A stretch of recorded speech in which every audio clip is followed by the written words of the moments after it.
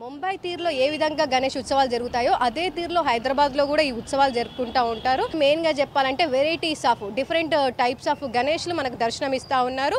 దీపాలతో సంబంధించిన వినాయకుడు మనకి ఇక్కడ కనిపిస్తూ ఉన్నాడు. దాంతోపాటు పూసలు ఉంటాయో వాటితో కూడా ఒక విగ్రహాన్ని ఇక్కడ ప్రతిష్ఠించారు. డిఫరెంట్ టైప్ ఆఫ్ వినాయకుడిని ఇక్కడ పెడతా ఉంటారు అనేసి చాలా మెంబర్స్ కూడా చెప్తా ఉన్నారు. వినాయకుడిని ఇక్కడికి వచ్చి దర్శనం చేసుకుంటా ఉన్నారు. మనతో పాటు కొంతమంది ఉన్నారు, వారితో మాట్లాడదాం. సో ఎక్కడి నుంచి వచ్చారు, సో ఎట్లా అనిపిస్తుందో వారితో మాట్లాడదాం. ఇక్కడ స్పెషల్ ఏంటి అంటే ఈ బట్టలతోటి కానీ అంటే పర్యావరణానికి హాని కలగకుండా ఉండే రకంగా ఉండేటువంటిది చేస్తూ ఉంటారు. ఈసారి ప్రమిదలతో చేశారు. ఆ ప్రమిదలతో చేయడం వల్ల మనకి వాటర్ కూడా పొల్యూషన్ కాదు, పర్యావరణాన్ని పరిరక్షించడానికి కూడా యూస్ఫుల్గా ఉంటుంది. అలాంటివి ప్రతి ఇయర్ పెడుతూ ఉంటారు. ఈ సంవత్సరం ఇది పెట్టారు. అలా తెలిసి ప్రతి ఒక్కరూ దీన్ని దర్శించడానికి చాలామంది పెద్ద ఎత్తున వస్తూ ఉంటారు. ఎక్కడెక్కడి నుంచో కూడా వస్తూ ఉంటారు.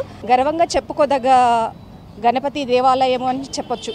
సో మనం చూస్తూ ఉన్నాగా వినాయకులనే కాదు, ఈ మండపం కూడా చాలా డిఫరెంట్గా ఉంది. ఒక సినిమా సెట్టింగ్ని తలపించే విధంగా ఈ మండపం కూడా మనకు కనిపిస్తూ ఉంది. బయట నుంచి కూడా మనం చూసుకోవచ్చు. చాలా మెంబర్స్ పెద్ద ఎత్తున ఇక్కడికి వచ్చి విజిట్ చేసి దర్శనం చేసుకుంటా ఉన్నారు. అభిమన్యు యూత్ అసోసియేషన్ వాళ్ళు కూడా ఎవ్రీ ఇయర్ ఇక్కడ వనస్థలిపురంలో డిఫరెంట్ టైప్స్ ఆఫ్ వినాయకుడిని పెడతామని చెప్తా ఉన్నారు. ప్రజెంట్ మనతో పాటు ఈ అసోసియేషన్కి సంబంధించిన వాళ్ళు ఉన్నారు, వాళ్ళతో మాట్లాడదాం. ఈసారి ప్రమిదలతో పెట్టారు. ప్రతి ఇయర్ కూడా డిఫరెంట్గా పెడతా ఉంటారా? ప్రతి ఇయర్ మేము డిఫరెంట్గానే పెడుతుంటామండి. మేము ఇంతకుముందు పెట్టినప్పుడు కూడా అభిమన్యు యూత్ తరపు నుంచి చుట్టుపక్కల ప్రాంతాల వారు కానీ ఎవరు కానీ ఇక్కడ చాలా వచ్చి చూసి వెళ్తుంటారు.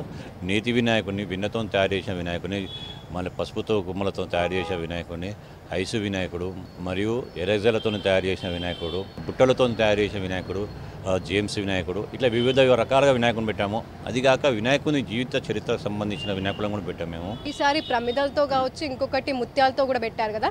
సో ఈ వినాయకుడిని ఎట్లా తయారు చేసిరన్న, ఎన్ని రోజులు పట్టింది, దాంతోపాటు ఎన్ని ప్రమిదలు ఎన్ని ముత్యాలు యూజ్ చేశారు? ప్రమిదలతో తయారు చేసిన వినాయకుడికి మాకు 25 days పట్టింది. తయారు చేసేందుకు మాకు 6,500 ప్రమిదలు పట్టినవి.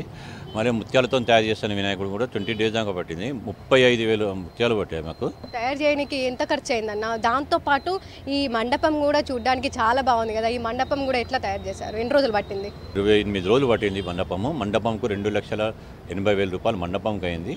మరియు మన వినాయకునికి ప్రమిదలతో తయారు చేసే వినాయకునికి మాత్రము 65,000 రూపాయలు అయినవి. ముత్యాలతో తయారు చేసే వినాయకునికి 48,000 రూపాయల దాకా ఖర్చు వచ్చిందమ్మా. సో వీటిని ఎప్పుడు నిమజ్జనం చేస్తారు? నిమజ్జనం టైంలో కూడా ఎట్లా నిమజ్జనం చేస్తూ ఉంటారు ఈ రెండింటిని? 10 రోజులు కంప్లీట్ చేసుకొని 10వ రోజున భారీ ఎత్తున ఊరేగింపు ఉంటుంది. ఆ ఊరేగింపు కూడా చాలా బాగుంటుంది. మా అభిమన్యు కుటుంబ సభ్యులమే ఒక 150 మంది దాకా ఉంటాము ఆ రోజున. వాళ్ళకే ఆ డ్రెస్ కోడ్ ప్రోగ్రామ్స్ చేసుకుంటా మేము తీసుకొని వెళ్ళి సరుణాల నిమజ్జనం చేస్తాము. భాగ్యలక్ష్మి అమ్మవారి టెంపుల్ వాళ్ళు వచ్చి ఇక్కడ హారతి ప్రోగ్రాము, సామూహిక హారతి ప్రోగ్రామ్ అని చెప్పి ఒకటి చేస్తున్నారు రేపు ఈవినింగ్ 7 o'clock. అదిగాక ఆ ప్రోగ్రామ్ అయిన తర్వాత మహిళలకు అందరికీ ఒక 300 మంది మహిళలకు వాళ్ళు తీసుకొచ్చే ప్రసాదం పంచుతున్నారు. ప్రసాదం అంటే శారీస్ వాళ్ళ ప్రసాదము 2 రేపు పంచుతున్నారు వాళ్ళు ఇక్కడ.